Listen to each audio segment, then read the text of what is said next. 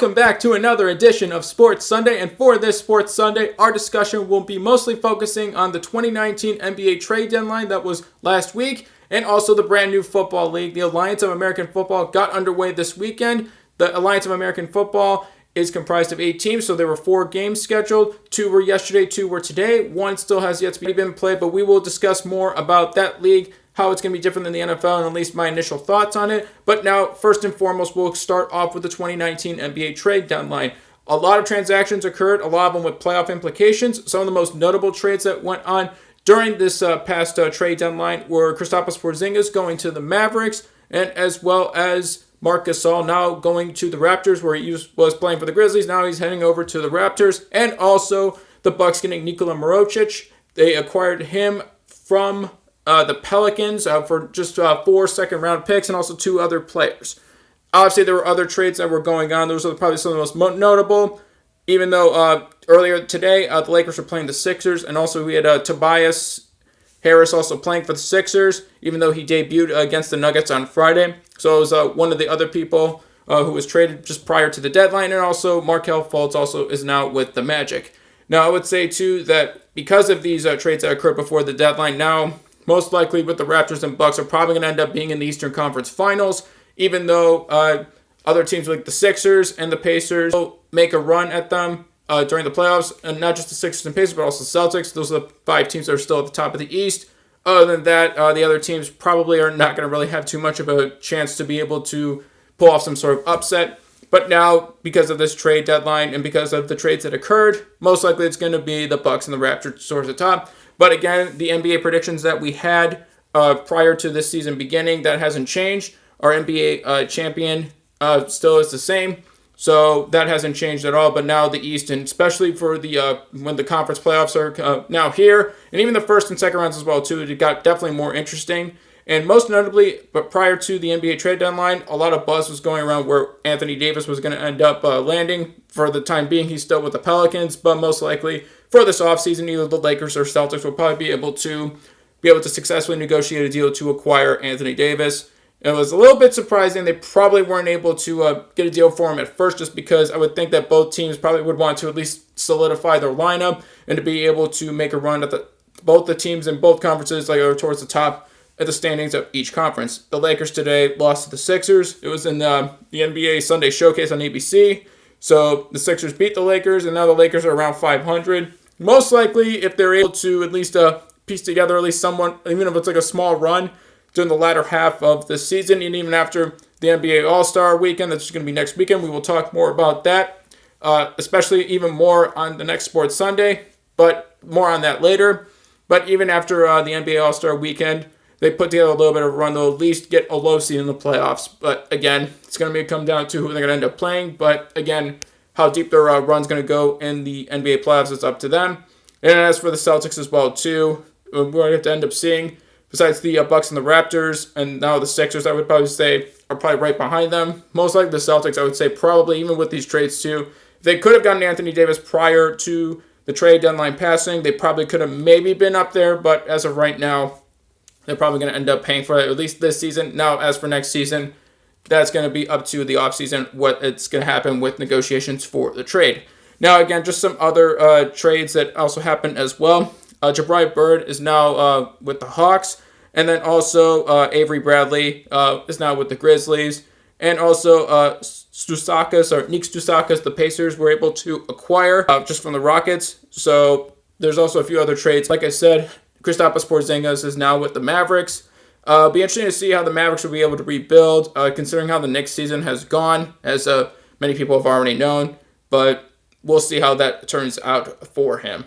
So now, moving on to the brand new football league that actually just started this weekend. The first 4 inaugural games for the inaugural season of the Alliance of American Football got underway. Now, we're not close. It ended up being blowouts, but I was able to watch part of the San Diego Fleet and San Antonio Commanders game that was on Saturday.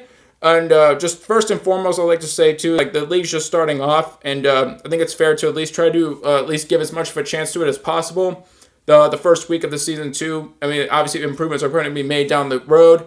Now, I would like to say that I think it's great that, since the XFL folded in 2001, there's actually another professional football league to not only we can enjoy watching and it gives us another option other than watching NFL games, especially when it's the offseason, the NFL season is over, but also to give hundreds of players that, if they didn't make the cut in the NFL, they still get to play at a national level, and to be able to, get them a little more exposure as well. So just reading up on the AAF as well too. Some interesting things I found, that not just like some of the rule changes from the NFL, I would say make the game, I would say overall better quality, but also I would say really like for this league too, obviously it's just a startup league, but it's not as focused on too much like these like mega contracts for players. A lot of the contracts are like 3-year, $250,000 contracts, so it's like roughly 80 to 85 to around 90,000 a year.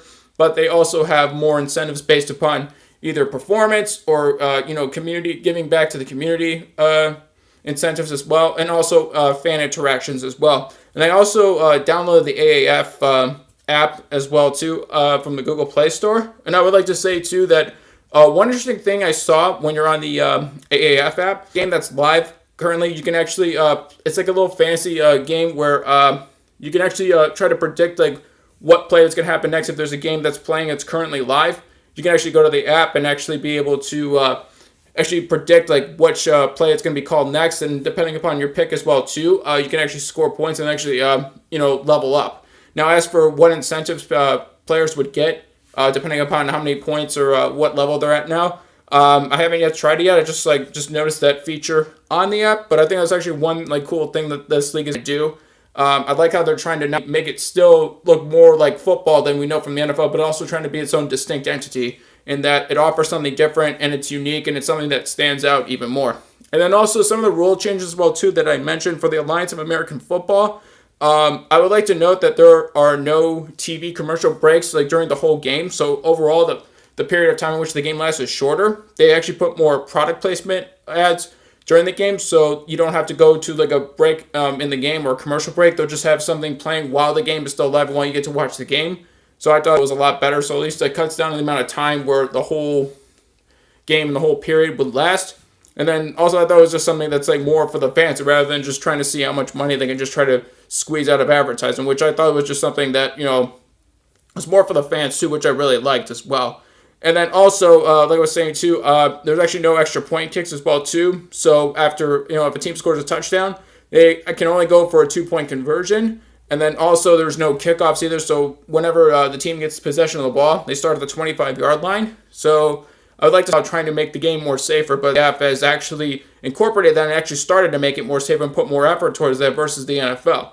So I did like that, they're actually like taking it more seriously, it seems like, versus the NFL. And they're actually just trying to look out more, not just for the fans and the players' interests, but they're just trying to be more about them versus just trying how much money they can make off everybody, which is something I thought that was admirable too. Now, even though the quality of play isn't really up to par yet with the NFL or isn't close yet, but I expect it to get better, just because a lot of these players, I'm not sure how much practice they've had. I don't know if they were either played in the NFL previously or in the CFL or Canadian Football League or where else they played, but I think eventually, too, it will get better. Now, it's just like a 10-week regular season, I think this is. I believe it's 10 weeks, and then there's a 14 playoff, which ends up with late April. There's going to be the championship. So it will be exciting to see, too, not only this league, how it's going to do, but also the XFL when it's scheduled to come back in 2020. So, first of all, I think it's great, too, that we actually have choices in football. It's not just only the NFL on professional football, what we can watch, but the AAF, I would say, too, is off to a great start, too, because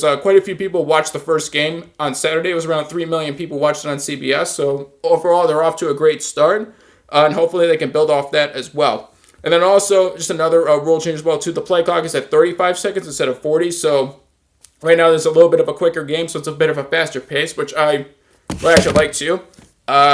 Also, there's just a note as well. There's actually another judge they actually have as well.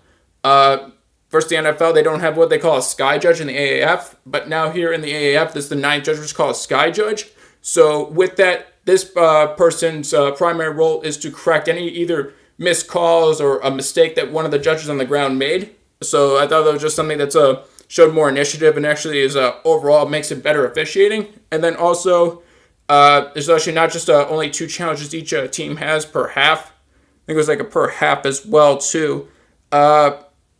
It's like the last 2 minutes, but so just with that too as well, that in the last 2 minutes of each half, their automatic replays are they're automatic, so they don't have to either wait for maybe the boat. They have to say it themselves too, so automatically. So they would get a challenge too if there's like either like a missed call or something like in terms of a play they want a review. So I'd like to say too is like some of the things that are bogging down the NFL and some of the drawbacks of that as well too. The AAF seems to try to show more initiative and want to show that, you know what, that we can actually have a better league, and overall when it comes to that, and just trying to improve off of that as well too. So hopefully the AAF continues to build off the momentum that they did for this first weekend. I hope that it does well. Now again, it's just the first season, but we'll see how that goes. And then also, we'll talk more about that as well too, going forward as well too for future Sports Sunday editions. Now that being said too, other sporting events that were going on as well too. AC Milan actually won 3-0 against Cagliari in Serie A. And then also probably the most notable game or notable match in Premier League as well. Man City defeated Chelsea 6-0, including I think their first 4 goals was 225 minutes, which is embarrassing. Like at least in the beginning too, it just took any sort of light from momentum from the Chelsea fans. So there was a couple of notable matches as well. With that being said, this is going to conclude our edition of Sports Sunday. I'd like to thank everybody for watching. Thank everybody who also is going to comment below as well too. Any suggestions you want to make as well too, and anything that you talk about, we will. And anything you would like us you think we missed, let us know down below. Thank you again for watching, and then we will be live at 8:45 p.m. Eastern Standard Time.